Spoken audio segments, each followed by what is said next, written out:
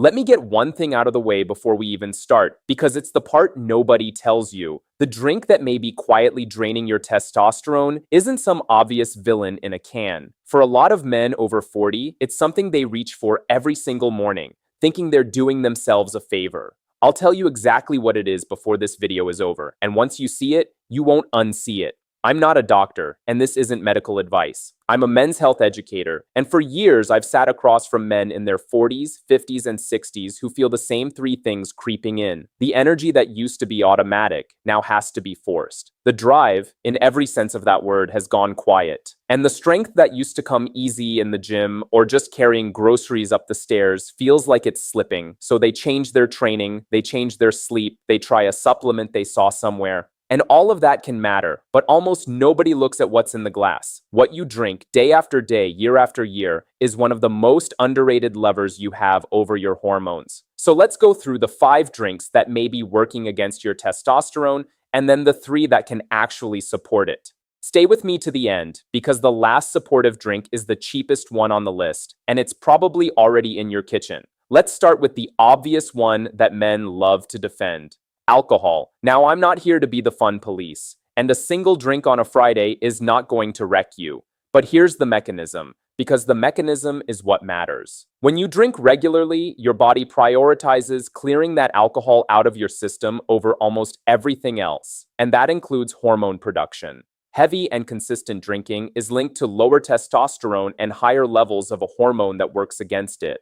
Beer carries an extra problem because the hops and the compounds in it are linked to estrogen-like activity in the body. That's part of why heavy beer drinkers sometimes carry that soft, puffy look around the middle and the chest. It's not just the calories, it's the hormonal signal. So the move here isn't necessarily zero. For most men, it's honesty about how much and how often. If a couple of beers has quietly become every night, that's the pattern that may be costing you. The second drink is the one hiding in plain sight, and it's soda. Regular, sugar-loaded soda. Here's why it's worse than people think. Every time you slam a sugary drink, your blood sugar spikes and your body floods with insulin to handle it. Do that several times a day, every day, for years, and your body can become less responsive to insulin. That state is tightly linked to lower testosterone and to belly fat. And here's the cruel part. Belly fat isn't just sitting there. Fat tissue around your midsection actively converts your testosterone into estrogen. So the more weight you carry there, the more you tilt your own hormones in the wrong direction, which makes it easier to gain more, which tilts them further. It's a loop, and sugary soda is one of the fastest on-ramps to that loop that I know of. The third one is going to sting because it wears a health halo: diet soda. People switch to it feeling responsible, and I understand why, but zero sugar doesn't mean zero consequences. Some of the artificial sweeteners used in these drinks have been studied for their effect on the gut and on hormonal signaling, and the early picture is not as clean as the marketing suggests. There's research linking certain sweeteners to changes that may affect testosterone. And on top of that, sweet taste without real sugar can keep your cravings for sweetness cranked high, which makes the rest of your diet harder to control. I'm not telling you the occasional diet soda is poison. I'm telling you that treating it as a free, unlimited health drink is a mistake a lot of men make. The fourth drink is one almost nobody suspects, and it's the so-called sports and energy drinks. The big, brightly colored ones marketed with athletes and explosions of energy. The problem is double. First, most of them are loaded with sugar, so everything I just said about soda applies. Second, the high caffeine energy drinks hit your stress system hard. They spike your heart rate and your stress hormones, and when you're running on that kind of artificial stress response all day, you're keeping a hormone called cortisol elevated. And cortisol and testosterone sit on a kind of seesaw. When cortisol stays chronically high, testosterone tends to sit lower. So the very drink you're using to feel energized may be quietly digging the hole deeper. If you finish a big energy drink and an hour later you're flat, shaky, and irritable, that's the seesaw talking. And now the fifth one, the one I promised you at the start, the one a huge number of men drink every single morning believing it's harmless or even healthy. It's the sweetened coffee drinks. Not coffee itself, we'll get to plain coffee in a second, and it's actually good news. I'm talking about the large, flavored, syrup-loaded coffee creations. The caramel, the mocha, the seasonal specials with whipped cream. Men think they're having a coffee. What they're actually having is a dessert in a cup, sometimes with more sugar than a can of soda, plus a heavy hit of caffeine on top.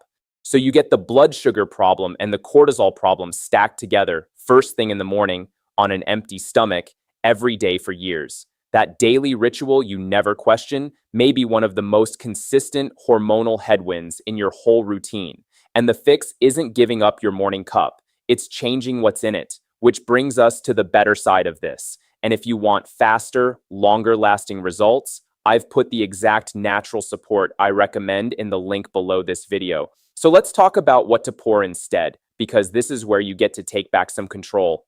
The first supportive drink is plain coffee. Yes, the same coffee, just stripped of the syrup and the sugar, black or with a splash of milk. Coffee in a reasonable amount has actually been studied for a short-term lift in testosterone, and the caffeine can genuinely support training performance, which matters because lifting and moving heavy things is one of the most reliable ways to support your own hormones. The key word is reasonable. 1 or 2 cups earlier in the day, not 6, and not after the early afternoon, so it doesn't wreck your sleep, because sleep is where most of your testosterone is actually produced. Get the coffee right, and it goes from a problem to a tool. The second supportive drink is one most men ignore completely, and it's green tea, or even better, a calmer cousin of it. Here's the thinking. Green tea is rich in compounds called antioxidants, and chronic low-grade inflammation in the body is linked to lower testosterone. Drinks that help your body manage that background inflammation may support a healthier hormonal environment over time. Green tea also gives you a gentler, steadier lift from caffeine without the brutal spike and crash of an energy drink, so you stay alert without hammering your stress system. Swap one of your afternoon sodas or energy drinks for a green tea, and you've removed a headwind and added a tailwind in the same move. That's the kind of trade that compounds quietly over months. And the third one, the cheapest thing on this entire list, the one already in your kitchen right now, is plain water. I know how unglamorous that sounds, but hear me out. Because dehydration is one of the most overlooked stressors on the male body. When you're even mildly dehydrated, your cortisol, that stress hormone we talked about, tends to rise and your physical performance drops. Men walk around in a low-grade dehydrated state all day, propped up on coffee and soda, wondering why they feel flat. Simply drinking enough water supports your energy, your training, your recovery, and your appetite control. And by replacing the sugary drinks, it pulls you straight out of that insulin and belly fat loop I described earlier. There's a reason every serious approach to men's vitality starts with the boring stuff done consistently. Water is the foundation everything else is built on. So let's pull this together, because I don't want you to just have a list. I want you to have a plan. The 5 to be honest with yourself about are regular alcohol, sugary soda, diet soda, sugar and caffeine energy drinks, and those syrup-loaded coffee desserts you've been calling breakfast. The 3 to lean into are plain coffee in a sensible amount, green tea, and plain water as your default all day long.